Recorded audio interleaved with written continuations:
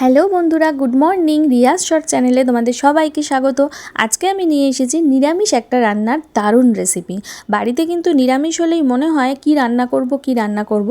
তো আজকে আমি বানিয়ে ফেলেছিলাম সোয়াবিনের মুইঠা। চলো রেসিপিটা তোমাদের সাথে একটু শেয়ার করি। সোয়াবিন নিয়েছিলাম। সোয়াবিনটাকে ভালো করে নুন জলে সেদ্ধ করে তারপরে মিক্সিতে পেস্ট করে নিয়েছি। মিক্সিতে পেস্ট করার পর তার মধ্যে আদা কুচি, কাঁচা লঙ্কা বাটা, নুন, হলুদ আর সামান্য মিষ্টি দিয়ে ভালো করে মেখে নিয়েছিলাম। তার মধ্যে একটু বেসনও দিয়েছিলাম যাতে একটু মাখাটা একটু শক্ত হয়। আর তার মধ্যে কেউ যদি কর্নফ্লাওয়ার দিয়ে ওটাকে আরেকটু টাইট করতে চাও তাহলে কর্নফ্লাওয়ারও দেওয়া যেতে পারে, তাহলে মুইঠাগুলো বেশ ভালোভাবে শক্ত করে আকার নিয়ে ভাজা যাবে। তো চলো এবার দেখো ভালো করে আমি এটাকে মেখে নিচ্ছি। মাখার পর এবার এটাকে আমি মুইঠা শেপে ভেজে নিচ্ছি।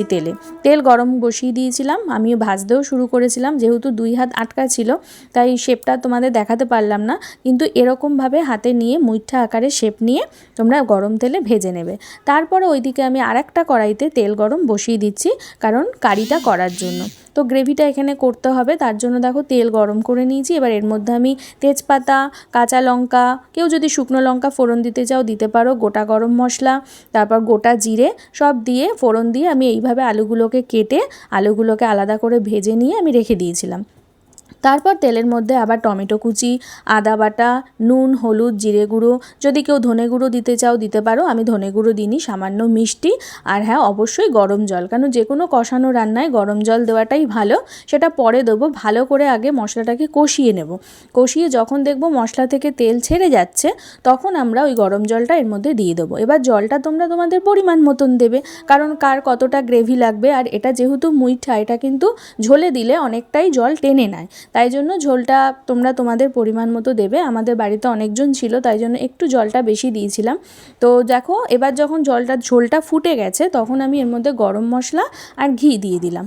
এটা দেওয়ার পর একটুখানি ফুটে গেলে এবার দেখব যে আলুগুলো সিদ্ধ হয়ে গেছে।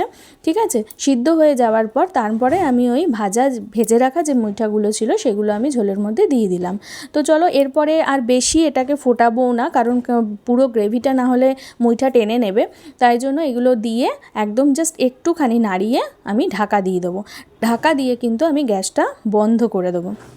এবার যে গ্যাসে গরম ভাপে যে মুইঠাটা আরও একটু যে সুন্দর হবে সেটা এবার দেখো। ফাইনাল লুকটা তোমরা কি সুন্দর হয়েছিল, যেরকম দেখতে হয়েছে সেরকম কিন্তু খেতেও হয়েছে। যে কোনো রান্নার পরেই দেখবে গ্যাস বন্ধ করে কড়াইতে একটু ঢাকা দিয়ে রাখলে সেই রান্নার কিন্তু টেস্টটা আরও একটু ভালো হয়।